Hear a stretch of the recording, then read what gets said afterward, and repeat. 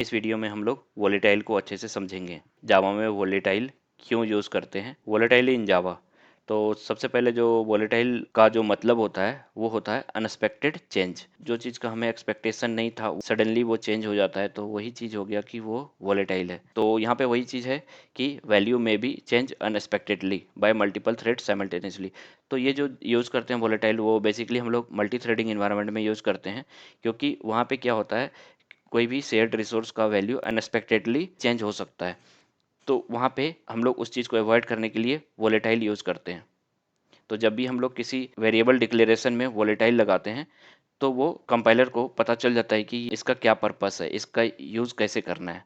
तो हम लोग जैसे जैसे आगे बढ़ेंगे तो हमें इसका कंसेप्ट क्लियर हो जाएगा। तो ये क्या करता है, ये इंश्योर करता है कि अगर एक थ्रेड उस चीज़ को, शेयर्ड रिसोर्स को चेंज करता है, तो दूसरे थ्रेड को वो इमीडिएटली विजिबल हो जाना चाहिए। मान लो ये वोलेटाइल नहीं है, तो इसमें अनएक्सपेक्टेड चेंज कैसे हो सकता है मल्टी थ्रेडिंग इन्वायरमेंट में। मान लो कोई शेयर्ड रिसोर्स है, उस पे मल्टीपल थ्रेड रीड करने का कोशिश कर रहे हैं और मल्टीपल थ्रेड साथ ही अपडेट करने का कोशिश कर रहे हैं। तो किसी थ्रेड को हो सकता है कि पुराना वैल्यू उसका मिले, किसी को हो सकता है अपडेटेड वैल्यू मिले। तो वो डेटा इनकन्सिस्टेंसी का प्रॉब्लम वहाँ पे ओकर हो सकता है। तो उसी चीज़ को अवॉइड करने के लिए क्या है, वोलेटाइल कीवर्ड है। वोलेटाइल कीवर्ड में मल्टीपल थ्रेड्स को सेम ही वैल्यू देखने को मिलेगा। अगर एक कोई भी थ्रेड उस पर्टिकुलर वैल्यू को चेंज करता है, तो दूसरे थ्रेड को वो इमीडिएटली विजिबल हो जाएगा। तो यहाँ तक क्लियर हो गया डेफिनेशन से। और वो कैसे हो जाएगा वो अभी हम आगे देख। तो ये कैसे काम करता है उसको समझने से पहले हम लोग समझते हैं कि वोलेटाइल का जरूरत क्यों है। अब देखो, जैसे कि हमने बताया कि डेटा इनकंसिस्टेंसी का प्रॉब्लम हो सकता है मल्टी थ्रेडिंग में, तो इस चीज को अवॉइड करने के लिए। और इसमें क्या होता है, अगर एक थ्रेड के द्वारा कोई वैल्यू चेंज किया गया तो सारे थ्रेड को इंस्टेंटली वो विजिबल हो जाएगा। तो वही हो गया हमारा up to date value by other threads. अब समझो इसको वेरिएबल विदाउट वोलेटाइल किस तरह से होता है। जब अगर वोलेटाइल नहीं हम लोग लगाते हैं, तो हमारा जो कंप्यूटर है इसमें क्या होता है, प्रोसेसर के पास कैशे होता है उसका, और एक मेन मेमोरी होता है। तो जब भी हमारा कोड रन करता है, तो मान लो वेरिएबल है, तो वो वेरिएबल हमारे कैश में स्टोर होगा और साथ ही साथ उसका कॉपी जो है मेन मेमोरी में भी स्टोर होता है। तो जब भी कोई भी थ्रेड रीड करने का कोशिश करेगा, वो मेन मेमोरी से नहीं करेगा, प्रोसेसर के पास जो कैशे है, तो यहाँ पे जैसे ये कैशे है, तो यहाँ से ही वैल्यू रीड कर देगा। तो मेन मेमोरी में क्यों नहीं जाएगा, क्योंकि वहाँ पे वो टाइम कंज्यूमिंग है, और कैसे जो होता है फास्टर होता है, faster than main memory. Main memory क्या हो गया, हमारा रैम हो गया। यहाँ से जो जब भी कोई थ्रेड रीड करेगा, वो डायरेक्टली कैश से रीड कर लेगा, मेन मेमोरी में उसको जाने का ज़रूरत नहीं है। तो फॉर एग्जांपल हम देखते हैं कि एक थ्रेड है, और ये थ्रेड, वो थ्रेड वन जो है वैल्यू एज में इनिशलाइज किया 15, और वो कैश में भी आ गया और मेन में भी आ गया। और मेन मेमोरी कैश मेमोरी जो होता है वो सिंक में रहेगा। जब भी वो रीड करेगा तो वो कैश से रीड करेगा वैल्यू। तो ये कंसेप्ट क्लियर हो गया, यहाँ तक में कोई दिक्कत नहीं है। लेकिन हमारे कंप्यूटर में मल्टीपल प्रोसेसर्स होते हैं। मान लो कि दूसरे प्रोसेसर में सेम टाइम पे दूसरा थ्रेड रन हो रहा है, ये इसको रीड कर रहा है, इसको मिल रहा है 15, और दूसरा थ्रेड जो वो क्या करेगा, मॉडिफाई करेगा। मान लो प्रोसेसर 2 भी है, और उस प्रोसेसर 2 के पास जो कैश है उसमें भी वैल्यू जो है, उसमें भी एज का जो वैल्यू है वो सेम है, इस तरह से। ये जो वैल्यू है वे मेन मेमोरी से सिंक में है। अब जो प्रोसेसर 2 का थ्रेड 2 जो है, वो सेम टाइम पे थ्रेड 1 सेम टाइम पे रीड करने का कोशिश कर रहा है एज का वैल्यू, और सेम टाइम पे थ्रेड 2 अपडेट करने का कोशिश कर रहा है। और जैसे ये अपडेट करेगा, तो ये क्या करेगा, कैश में अपडेट करेगा, फिर ये अपडेट मेन में मेमोरी में भी हो जाएगा। यहाँ से ये इसमें किया, और यहाँ से ये मेन मेमोरी में भी अपडेट हो गया। अभी इस प्रोसेस थ्रेड 2 को ये 18 दिख रहा है, और थ्रेड 1 को क्या दिख रहा है यहाँ पे 15। कैसे रिफ्रेश होगा, तो तभी यहाँ पे ये हमारा अपडेट होगा वैल्यू। तो सेम टाइम पे ये अपडेट किया और सेम टाइम पे ये रीड करने का कोशिश कर रहा है। तो यहाँ पे क्या होगा, इसको ये 18 अपडेट हो जाएगा, मेन मेमोरी में अपडेट हो जाएगा। और थ्रेड 1 तो ये अपना कैसे से जब रीड करेगा तो इसको 15 मिलेगा, और थ्रेड 2 को यहाँ पे 18 दिखेगा। तो यहाँ पे डेटा इनकन्सिस्टेंसी आ गया है। तो इस चीज़ को अवॉइड करने के लिए वोलेटाइल का यूज़ करते हैं। इस केस में वोलेटाइल क्या करेगा, इस चीज़ को सॉल्व करने के लिए, तो वो कैश का यूज़ नहीं करेगा, वो डायरेक्ट मेन मेमोरी का यूज़ करेगा। तो यहाँ से वैल्यू डायरेक्ट यहाँ पे अपडेट करेगा मेन मेमोरी में। और ये जो थ्रेड 1 मान लो रीड कर रहा है सेम टाइम पे, तो वो रीड कहाँ से कर लेगा, डायरेक्ट मेन मेमोरी से ही करेगा। तो जब भी वेरिएबल डिक्लेरेशन के टाइम पे हम लोग वोलेटाइल लिखेंगे, तो जो भी थ्रेड रन होगा, तो वोलेटाइल वेरिएबल को जब भी रीड करेगा, तो वो डायरेक्ट मेन मेमोरी से करेगा, अपडेट करेगा तो डायरेक्ट मेन मेमोरी में ही अपडेट करेगा। तो इससे क्या होगा, विजिबिलिटी सब थ्रेड को सेम ही जाएगा, और सारा जो वैल्यू रीड कर पाएगा सारा थ्रेड, चाहे जितने सारे भी थ्रेड हो सबको सेम वैल्यू मिलेगा। तो इस चीज से डेटा जो इनकंसिस्टेंट था वो प्रॉब्लम हमारा सॉल्व हो गया वोलेटाइल से। इसको हम लोग कोड के थ्रू देख लेते हैं। तो यहाँ पे हमने एक वोलेटाइल एग्जाम्पल क्लास बना लिया है। इसमें क्या करेंगे, हम लोग दो मेथड बनाएंगे, एक स्टार्ट रनिंग और स्टॉप रनिंग बनाएंगे। तो जिसमें से जो जब थ्रेड हमारा एक कॉल होगा स्टार्ट रनिंग, तो वो क्या करेगा कि थ्रेड जो है वो कॉल करेगा और उस मेथड को स्टार्ट करेगा, और दूसरा थ्रेड जो है वो उसको कॉल करेगा स्टॉप करने के लिए। तो यहाँ से बना लेते हैं हम दो मेथड, स्टार्ट रनिंग का यहाँ बनाएंगे और एक बना लेंगे स्टॉप रनिंग। इस तरह से ये हो गया, और दूसरा बना लेंगे हम लोग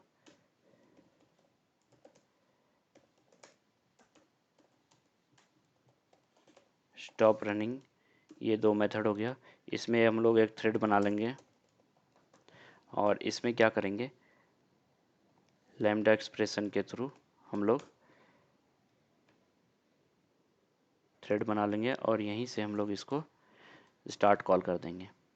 तो इसके अंदर में एक वाइल लूप लगा देंगे और यहाँ पे क्या करेंगे, एक फ्लैग बना लेते हैं।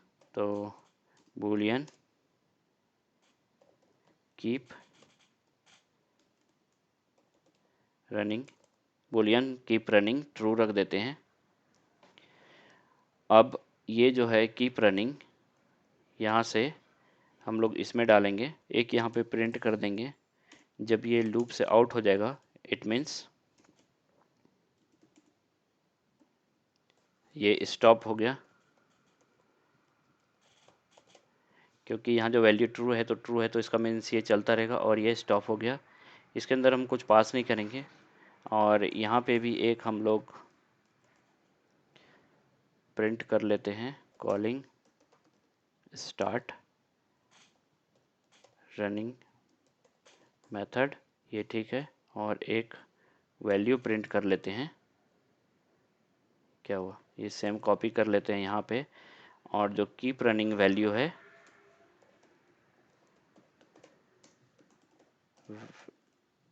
वैल्यू इज, उसको हम लोग प्रिंट करा लेते हैं जैसे कीप रनिंग। तो वो कंसोल लॉग के लिए हम लोग ये कर रहे हैं, और रनिंग रहेगा अनटिल ये फॉल्स नहीं हो जाता है। तो जब तक ये फॉल्स नहीं हो जाता तब तक ये रनिंग रहेगा। तो ये हमारा एक मेथड हो गया। और दूसरा मेथड क्या करेंगे यहाँ पे, अच्छा दूसरा जो वॉइड है इसमें हम लोग सिंपल जो कीप रनिंग था उसमें हम लोग फॉल्स कर देंगे साइन। तो हम देखना चाह रहे हैं कि जब वोलेटाइल के बिना हम लोग चेक करेंगे तो अभी क्या होगा कि ये जो मेन मेथड है अब हम लोग यहाँ से इसको कॉल करेंगे दोनों को। तो इसका एक ऑब्जेक्ट बना लेते हैं,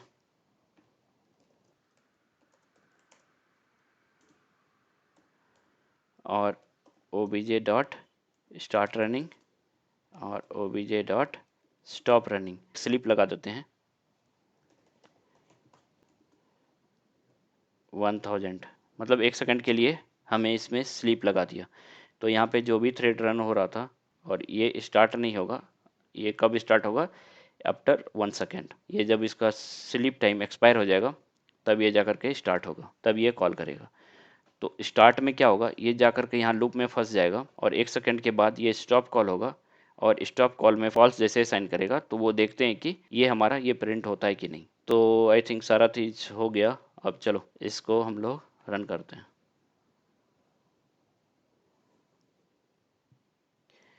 देखो calling start running method keep running value is true, keep running value is true हो गया। तो ये फॉल्स भी, एक एक मिनट अभी इसको बंद करो, यहाँ पे एक और प्रिंटर लगा देते हैं, ये दोनों किसके अंदर, ये हम लोग कंसोल पे पता चल जाएगा ये कॉल हुआ या नहीं। इसको हम लोग लास्ट में ऐड करते हैं, कॉलिंग स्टॉप रनिंग। अभी देखो कॉलिंग स्टार्ट रनिंग मेथड हुआ, कीप रनिंग वैल्यू ट्रू था, अब 1 सेकंड के बाद फिर ये कॉल आया, स्टॉप रनिंग मेथड हो गया, और फिर कीप रनिंग वैल्यू फॉल्स हो गया। लेकिन अभी ये रुका नहीं है, ठीक है, ये अभी हमारा कोड अभी रन ही हो रहा है। तो लेकिन अब इसको हम स्टॉप कर देते हैं।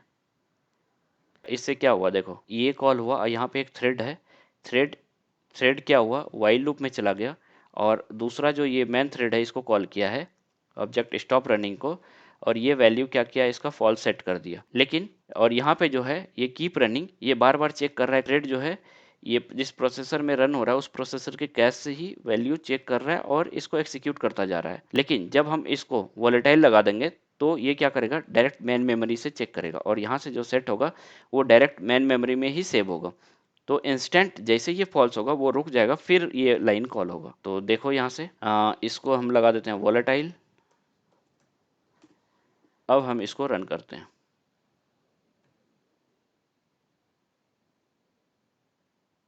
देखो यहाँ क्या हुआ, कॉलिंग स्टार्ट रनिंग मेथड।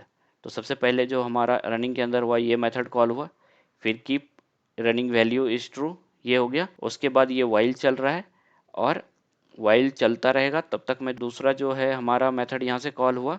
ये 1 सेकंड के बाद ये दूसरा मेथड कॉल हुआ और ये प्रिंट किया calling stop stop running method. उसके बाद ये वैल्यू असाइन हो गया, वैल्यू हम यहाँ देख सकते, ये जैसे वैल्यू असाइन हुआ फॉल्स, लेकिन ये प्रिंट अभी नहीं हुआ। यहाँ स्टॉप रनिंग मेथड उसके बीच में क्या प्रिंट हो गया है, ये स्टॉप्ड मीन्स तब तक मैं वो वाइल से बाहर हो गया। जैसे ये कीप रनिंग वैल्यू फॉल्स हुआ और तुरंत ये यहाँ से बाहर होके इसको प्रिंट कर दिया। देखो यहाँ पे फिर जा करके keep running value is false, means जैसे अपडेट हुआ दूसरे थ्रेड को तुरंत ये विजिबल हो गया कि कीप रनिंग वैल्यू फॉल्स है और ये आउट हो गया। इस तरह के सिनेरियो में हम लोग वोलेटाइल का यूज कर सकते हैं। आई होप कि आप लोगों को ये कोड अच्छे से समझ में आ गया होगा। अब देखो यहाँ पे लिमिटेशन ऑफ वोलेटाइल क्या हुआ। वोलेटाइल तो हम लोग समझ गए कि ये visibility across the thread provide करता है, तो इसका लिमिटेशन भी तो होगा। तो इसका लिमिटेशन क्या है, एटोमिसिटी और म्यूचुअल एक्सक्लूजन ये प्रोवाइड नहीं करता है वोलेटाइल। तो एटोमिसिटी और म्यूचुअल एक्सक्लूजन क्या हुआ, अभी हम लोग ब्रीफ में दोनों को समझा देते हैं। ये एटोमिसिटी के ऊपर एक हम अलग से वीडियो बनाएंगे, अभी के लिए बस ये समझ लो कि एटोमिसिटी जो होता है वो कंकरेंट पैकेज के अंदर में है और इसका जो क्लास हो गया कौन कौन सा हुआ, एटॉमिक इंटीजर, एटॉमिक लॉन्ग, इस तरह से इसका क्लास होता है जो कि एटॉमिक ऑपरेशंस को सपोर्ट करता है विदाउट एनी लॉकिंग। इसका जो मेथड होता है एटोमिसिटी का वही मैजिक की तरह काम करता है। तो इसमें जो एक सीपीयू इंस्ट्रक्शन होता है वो कंपेयर एंड स्वैप करता है। तो जब भी हम लोग मल्टी थ्रेडिंग इन्वायरमेंट में एटॉमिक क्लासेस का यूज करेंगे तो उसमें क्या होता है, तो जब भी वैल्यू को हम लोग अपडेट करते हैं तो वो पहले कंपेयर करेगा फिर उस वैल्यू को अपडेट करेगा। तो यहाँ पे क्या हो रहा है कि मल्टीपल थ्रेड एक साथ अगर किसी मेथड को कॉल किया, अगर अपडेट करना हुआ तो वो पहले क्या करेगा, अपडेट करेगा और रिटर्न करेगा, फिर बेस्ड ऑन जो रिटर्न होगा फिर दूसरा थ्रेड उसको उस वैल्यू के हिसाब से वो अपडेट करेगा और रिटर्न करेगा। इस तरह से होगा, जैसे T1 स्टार्ट किए, फिर T2 स्टार्ट किए, फिर T3 स्टार्ट किए, तो T1 पहले उस पर कॉल करेगा और फिर जब वो रिटर्न करेगा तभी T2 परफॉर्म कर पाएगा उस पर्टिकुलर मेथड पे जो ये एटॉमिक प्रोवाइड करता है। तो ये चीज हो गया हमारा एटोमिसिटी, इसमें कुछ लॉक नहीं होता है। अब आते हैं म्यूचुअल एक्सक्लूजन। म्यूचुअल एक्सक्लूजन क्या हो गया, म्यूचुअल एक्सक्लूजन हम लोग ऑलरेडी जानते हैं, only one thing can happen at a time. यहाँ पे जैसे लिखा हुआ है कि ये अलाउ करता है एक चीज एक बार में। जैसे प्रोग्रामिंग के टर्म में हम लोग बात करें उनमें क्या होता है कि ये अलाउ करता है एक थ्रेड को एक टास्क परफॉर्म करने के लिए दूसरा थ्रेड वेट करता रहेगा। और ये कंसेप्ट किससे मैच कर रहा है, सिंक्रोनाइज्ड से। हम लोग सिंक्रोनाइज्ड ऑलरेडी पढ़ चुके हैं, तो ये वही चीज़ है और कुछ नहीं है। सिंक्रोनाइज्ड एग्जांपल है म्यूचुअल एक्सक्लूजन का। तो ये क्या करता है, एक टाइम पे एक ही थ्रेड को अलाउ करता है परफॉर्म करने के लिए, जब वो लॉक रिलीज करता है तभी दूसरा थ्रेड टास्क परफॉर्म करता है। तो इस तरह से होता है। तो सेम चीज यहाँ पे लिखा हुआ है कि it ensure that only one thread can access a particular resource or section of the code at a time. तो ये म्यूचुअल एक्सक्लूजन समझ में आ गया है। And we can use synchronize mechanism to avoid the data inconsistency. हम लोग synchronisation का यूज कर सकते हैं डेटा इनकंसिस्टेंसी को अवॉइड करने के लिए। इसके अलावा भी कई सारे मैकेनिज्म हैं जावा कंकरेंसी में इस चीज को अवॉइड करने के लिए। तो म्यूचुअल एक्सक्लूजन का सिंपली मतलब यही होता है, only one thing can happen at a time. तो ये चीज समझ में आ गया कि म्यूचुअल एक्सक्लूजन और एटोमिसिटी ये प्रोवाइड नहीं करता है, ये बस विजिबिलिटी प्रोवाइड करता है वोलेटाइल। अब इसके समरी को देख लेते हैं। कोई भी थ्रेड अगर वोलेटाइल वेरिएबल को चेंज करता है तो वो visible to all the threads हो जाता है, सभी थ्रेड को वो अप टू डेट वैल्यू दिखेगा। और ये कैश में स्टोर नहीं होता है, डायरेक्टली इसका एक्सेस मैन मेमोरी से होता है। और ये वेरिएबल विजिबिलिटी होता है विदाउट एनी लॉकिंग। ये लाइट वेट होता है और फास्टर देन सिंक्रोनाइजेशन होता है। और ये गारंटी नहीं देता है, डज नॉट गारंटी एटोमिसिटी और म्यूचुअल एक्सक्लूजन। तो इसका ये लिमिटेशन हो गया। ये स्मॉल सा सिंपल सा टॉपिक है। तो आई होप ये चीज़ अच्छे से समझ में आ गया होगा। और इंटरव्यू में अगर ये क्वेश्चन पूछा जाए तो आई थिंक इतना इनफ है उनको कन्विंस करने के लिए कि हमें वोलेटाइल समझ में आता है। सो हम लोग इसका कोड भी देख चुके, दैट्स ऑल। तो यही रहा हमारा छोटा सा topic on volatile. Thank you.